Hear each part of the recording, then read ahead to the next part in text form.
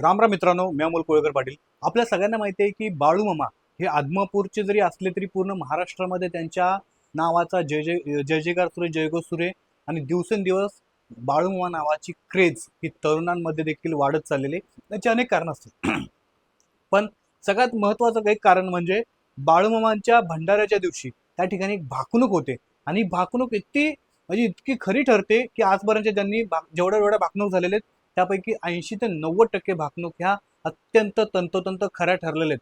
आणि काल नुकतीच अमावस्या पार पडल्या असल्या कारणामुळे बाळूमामाच्या भंडाऱ्याची तर पुन्हा एकदा भाकणूक करण्यात आली 2026 मधली. आणि या भाकणुकीमध्ये अत्यंत महत्वाच्या गोष्टींकडे लक्ष देण्यात आलेलं आहे. आणि नक्की भाकणुकीमध्ये काय काय राज्यामध्ये घडणार आहे किंवा देशात विदेशात घडणार आहेत हे सगळ्या गोष्टी तुम्हाला सांगणार आहे. टोटल 21 पॉईंट या भाकणुकीमधून समोर आलेले जे राज्याच्या आणि देशाच्या विदेशाच्या दृष्टीने अत्यंत महत्वाचे. पहिली भाकणूक अशी आहे की राज्याच्या राजकारणात मोठा गोंधळ होणार आहे. ज्या पद्धतीने अजित पवार गेल्यानंतर राज्यातलं अस्थिर म्हणजे पूर्ण राजकारण हे अस्थिर झालं होतं, अशाच प्रकारचं आणखी काहीतरी घडणार आहे आणि राज्याच्या राजकारणामध्ये मोठा गोंधळ होणार आहे. अशा प्रकारचं बाळूमामाच्या या भंडाऱ्यामध्ये ह्या अशा प्रकारची भाकणूक करण्यात आलेली. कोरोना काळ किती भयानक होता आपण सगळ्यांनी बघितलं, त्याची दाहकता आपण सगळ्यांनी पाहिली असेल. अशाच प्रकारचा किंवा याही पेक्षा मोठा आजार पुन्हा येणार असल्याचं या भाकणुकीमधून समोर आले. 100 वर्षानंतर माणूस हा पृथ्वी सोडल आणि दुसऱ्या ग्रहावरती शिफ्ट होईल अशा प्रकारचं देखील एक भाकणूक या भाकणुकीमधून करण्यात आलेले. जातीवाद, राजकारण, महाराष्ट्र, कर्नाटक सीमा हे सगळे प्रश्न या वर्षामध्ये चर्चेत येणार असल्याची गोष्टी देखील समोर येत आहेत. राष्ट्रांमधील वाद चालतील, म्हणजे ज्या पद्धतीने इराण, अमेरिका, इस्रायलचे युद्ध सुरू आहेत, पाकिस्तान, अफगाणिस्तानचे सुरू आहेत, तसंच पूर्ण जगामध्ये एकमेकांच्या देशांची भांडणं म्हणा किंवा अशा प्रकारचे वाद हे सुरू असतील. रेल्वे किंवा अशा प्रकारच्या मोठ्या वाहनांच्या धडका होतील, म्हणजे राज्यामध्ये देशामध्ये मोठ्या मोठ्या प्रमाणामध्ये ऍक्सिडेंट घडतील, ज्या रेल्वेच्या असतील किंवा इतर मोठमोठ्या वाहनांच्या असतील, विमानांच्या असतील. कोल्हापूरच्या देवीच्या डोळ्यातून पहाटेचं पाणी येईल अशा प्रकारची देखील एक भाकणूक करण्यात आलेली.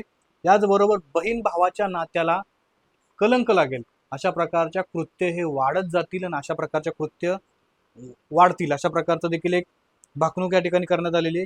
जगामध्ये सत्य फासावर जाईल, म्हणजे सत्याला कुठेही थारा राहणार नाही अशा प्रकारचं एक भयानकता या सगळ्या भाकणुकीतून समोर येते.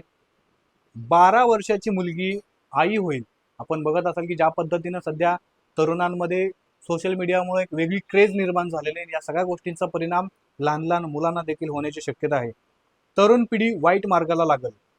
35 वर्षाचं म्हातारपण येणार आहे. या भाकणुकीमधून भविष्याचं सांगण्यात आलेलं की 35 वर्षापर्यंत लोक म्हातारी होतील आणि त्यांचं म्हातारपण येणार आहे. येणार राजगुंडाचं येणार. आपण सध्या बघत असाल की राज्यामध्ये कशा प्रकारे, आपल्याच राज्यामध्ये नाही पण भारताच्या इतर ठिकाणी देखील लोकशाहीच्या मार्गाने कुठल्याही प्रकारचं त्या ठिकाणी चालत नाही, त्या ठिकाणी सगळे गुंडाराज चालतो. महाराष्ट्रात देखील अशा गोष्टींना वाढायला सुरुवात झालेली, ह्याचं विसर पडू देऊ नका. पुण्यामध्ये देखील छोटे छोटे गाबडे कोयते घेतात, तलवारे घेतात, चाकू ठेवतात खिशामध्ये, कुणावरती हल्ला करतायत. अशा प्रकारचे भीकमंगे लोक, धंदे करणारे किती वाढलेले आहेत आणि याकडे राज्य सरकारचं, पोलीस प्रशासनाचं पूर्णपणे दुर्लक्ष आहे. भारत देश जगावरती राज्य करेल या देखील गोष्टीमध्ये, भाकणुकीमध्ये ही गोष्ट सांगण्यात आलेली की या सगळ्या युद्धांच्या पलीकडे जाऊन भारत जगावरती राज्य करू शकतात. भारतामध्ये समान नागरी कायदा सुरू होणार आहे. उन्हाळ्याचा पावसाळा होणार आहे. आपण सध्या बघत असेल की ज्या पद्धतीनं आपल्या पर्यावरणाची वाट लागलेली आणि या सगळ्या गोष्टींचा परिणाम पावसाळा, हिवाळा आणि उन्हाळा या सगळ्या ऋतूंवरती होतोय आणि कधीही पाऊस पडतोय. आता नुकतंच मार्च महिन्यामध्ये मुंबईमध्ये किंवा मुंबईच्या आजूबाजूच्या परिसरामध्ये पाऊस होईल अशा प्रकारचं हवामान विभागाने एक माहिती देण्यात आलेली. कर्नाटक राज्याचा जलाशयाला मोठं भगदाड पडेल. कर्नाटक राज्यामध्ये जे डॅम आहेत त्या डॅम देखील फुटण्याची शक्यता आहे. वागा सत्यानं वागा, जंगलातला पक्षी प्राणी गावात येईल. म्हणजे बघा, सत्याने वागा आणि जंगलामधले जे बिबटे जे आहेत आता येतात समोर, अनेक पक्षी प्राणी हे शहराच्या दिशेने येतील आणि लोकवस्तीमध्ये येण्यास सुरुवात होईल. जगात अनेक देश हिंदू धर्म स्वीकारतील आणि संस्कृती जपतील. छत्रपती शिवाजी महाराज कोणाच्या तरी पोटाला जन्माला येतील अशा देखील प्रकारची एक भाकणूक कोल्हापुराच्या या भाकणुकीमधून समोर आलेली. आणि शेवटची भाकणूक झाली या ठिकाणी आदमापूर हे प्रति पंढरपूर अशा प्रकारचं नावारूपाला येईल, अशा प्रकारची देखील ही भाकणूक करण्यात आलेली. आपल्याला माहिती आहे की दरवर्षी ही भाकणूक होते आणि अमावस्येच्या दिवशी, बाळूमामाच्या भंडाऱ्याच्या दिवशी ही भाकणूक केली जाते. पहाटे 16 तारखेच्या पहाटेच्या 4 वाजता ही भाकणूक करण्यात आलेली. आणि या भाकणुकीकडे तुम्ही किती कशा प्रकारे बघता, किती विश्वास ठेवता आणि आजपर्यंतच्या बाळूमाच्या भाकणूक किती खऱ्या ठरलेल्या आहेत, तुमच्याकडे काय माहिती आहे आणि तुम्ही देखील बाळूमाचे खरे भक्त असाल तर कमेंटमध्ये जय बाळूमामा लिहा. आणि या भाकणुकीकडे कशा प्रकारे बघता कमेंट करून नक्की सांगा. बाकी आपल्या चॅनलला सबस्क्राईब नसेल केलं तर नक्की करा.